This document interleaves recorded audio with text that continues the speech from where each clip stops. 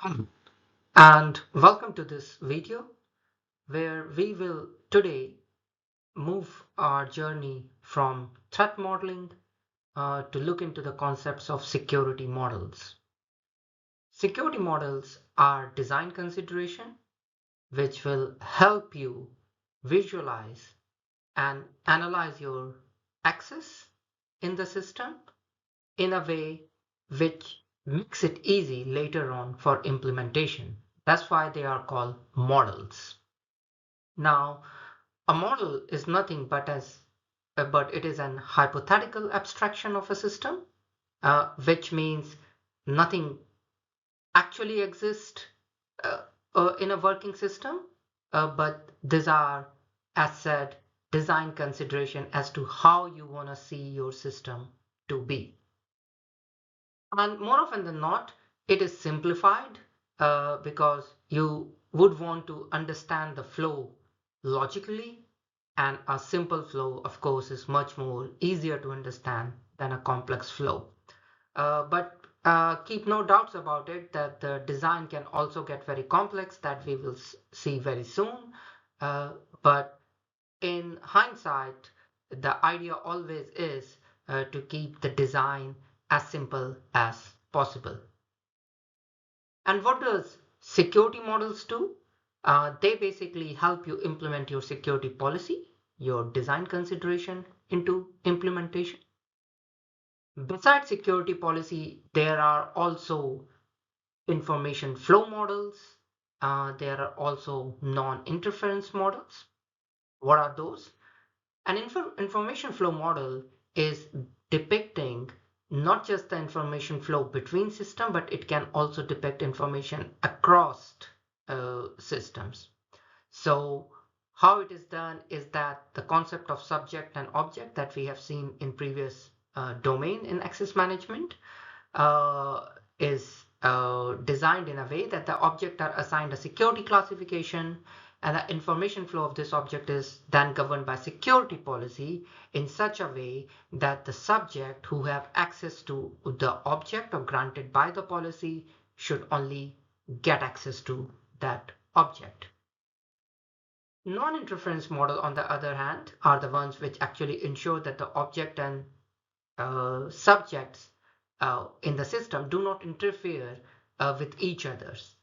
And by interfering, what it means is that if user A has access to object A and user B has access to object B, then it should not happen that user A, by a malicious design or a faulty design, get also access to object V, and the same holds for user B not to have access to object A. So that is the non-interference model, and the example of that we will see in the upcoming session. And as I said, the security models can get very complex. And one of the most complex example of security model is the lattice-based information flow model. So what is a lattice? It's an culmination of design concept where a subject can be granted access at multiple uh, layers and levels. And how it is achieved? It is achieved by defining a set of security levels where you want to apply access to, uh, the ordering of that set, how you want to stack those security level. Is it that the lowest security level is at the bottom or is at the top? These are the design consideration.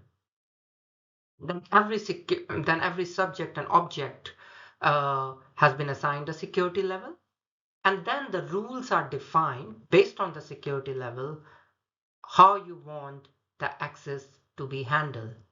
Is it self-comparable reflexive way? It is antisymmetric, that a preceding access to an object does not guarantee subsequent access to an object which may have access to further objects.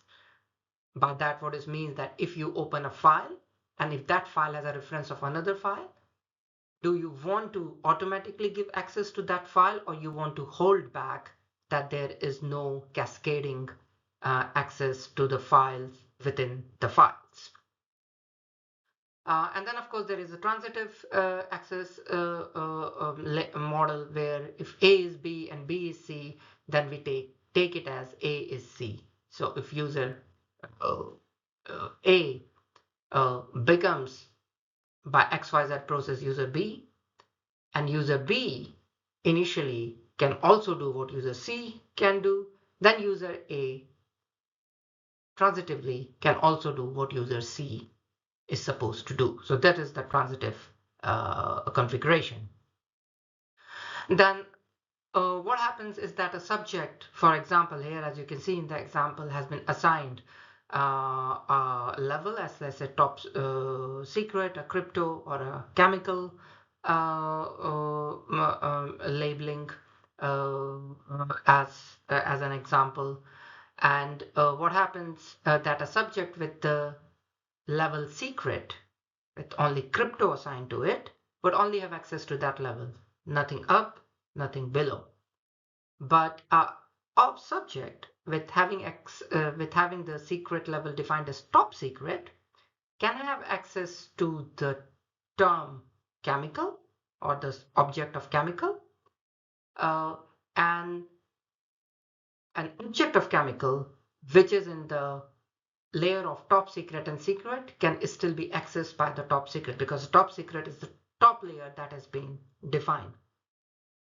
And of course, you can add multiple layers to increase the complexity of this system. But nonetheless, for your exam purposes, you should know that they exist and that they can go insanely complex. But you should have some idea about what is lattice-based try to achieve. In practice, it is very difficult to implement lattice-based information flow. So that's why we will have much more easier implementation that we will see in the upcoming sessions, but this is just to give you an idea. So what I'll do is I'll stop here today, and I hope to see you in the next session. Thank you very much.